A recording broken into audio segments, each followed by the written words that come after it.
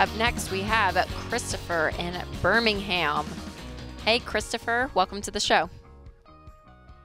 Hey guys, thank y'all for taking my call. Absolutely. How can we help? So bit of a long story. It's not as much of a success story as the last couple of calls. No, it's okay. So I'm a 26-year-old father. I have a 1-year-old, and my son is due in 2 weeks. Oh, congratulations. Thank you very much. I'm extremely excited. But anyways, we're struggling pretty hard financially. I've tried to do as much as I know how to do as far as making an Excel spreadsheet, budget, and trying to make sure where everything goes and make sure everything's allocated where it should go. And I always seem to come up short. We had, from where we bought our house in August, we had a consolidation loan to try to make sure that we could get everything into one thing. And then after the baby was born, life just kind of happened all at once. And then the consolidation loan just became too much. So I ended up having to sell my prized possession, which was my truck, that I had built from the ground up, basically sold it and paid off the consolidation loan and a little bit of outstanding debt. And I've still got some credit card debt left, but for some reason, it just seems like every month, every week that I'm doing the spreadsheet, I'm coming up with next to nothing extra to try to snowball on these credit cards, and much less put back into savings. And it's just it's overwhelming. It's a real gamble every month, and it's extremely overwhelming. My dad bought Dave's book, and he's been trying to help me through it, and we're just I don't know where else to turn other than just kind of go with my hat in my hand and ask for help. Oh, well, Christopher, you're doing a great job. Let me just say that. It's a lot right now. I mean, how old are you guys? I'm 26. My wife is 29. I want to get a handle on it before it gets out of control, and we want to have the ability to move back home and enjoy life and do things for our kids that we never would expect that we could do. Absolutely, and you will be able to. And that's the great thing, is that first motivation point is your why, and that you're sick and tired of being sick and tired. This is the breaking point. This is where people get where they're like, all right, I am willing to do whatever it takes to turn this around. So, Christopher, how much do you guys make a year? I don't know the math on that 100%. I know I make our net every month is roughly 35 to 38. She's a manager in retail. Okay. So her hours kind of fluctuate a little bit, and they're fluctuating a lot, especially with the late stage of her pregnancy and doctor's appointments and stuff like that. But I'm on salary, so I make right at $2,400 a month by myself. So your take home pay is about $45,000 a year. Somewhere around there. Yeah, mine is. Mine's 45.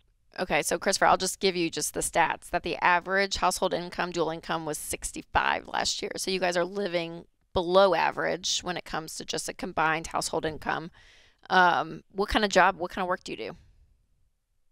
I'm an athletic trainer. I work in sports medicine. Okay. Cool. At a local gym or high school? Or? I work for a local, I work for a physical therapy company, but they outsource us athletic trainers to be full-time care at the local high schools or colleges. I work at a local high school to provide health care for the kids. Okay. And what's your work? How many hours a week are you working? I'm working right around, it fluctuates. During football season, I'm working right at 60 hours a week, and then during not football season, I'm probably right around 25 to 35. Okay. How much debt do you guys have currently? We have a little over 12. Okay. Do you think once you got out of debt that you would find that margin? Are these payments killing you? Because you said you're doing the budget, but there's nothing left at the end of the month. Is that because it's going back out to payments on the debt? Yeah. Or are there other issues? Everything's going out to payments. Like, It's going out towards.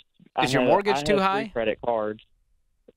No, my mortgage is fine. I'm able to make the mortgage every month. What's the mortgage? What percentage of your budget is your mortgage?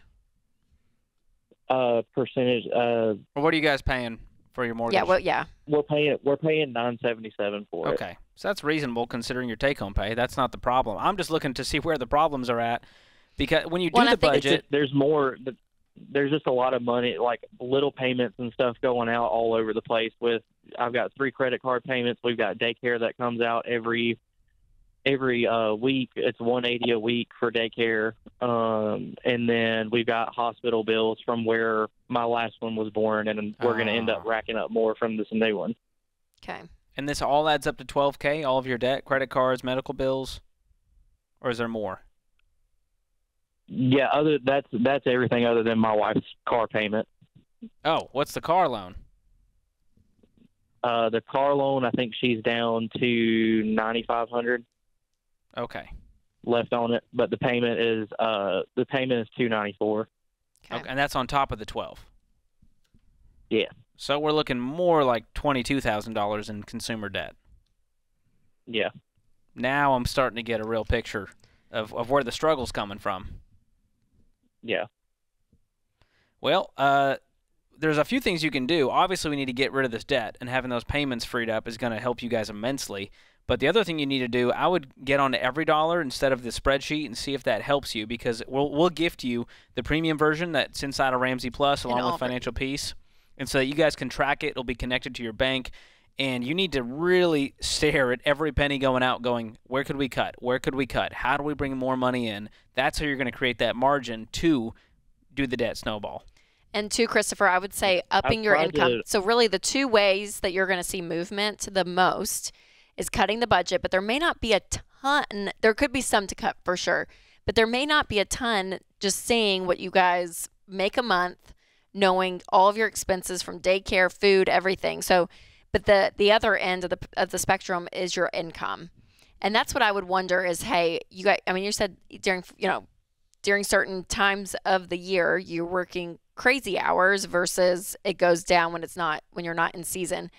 And so it's either looking at Christopher, which could be very uncomfortable for you, but just like, hey, what's a totally different job? Because what people are paying right now for workers and for wages is it's insane. It's insane. And so what would it look like to go to a completely different industry just to get your head above water, even if it's something that you don't really want to do, you don't love it, but they're paying $50,000 a year. Yeah.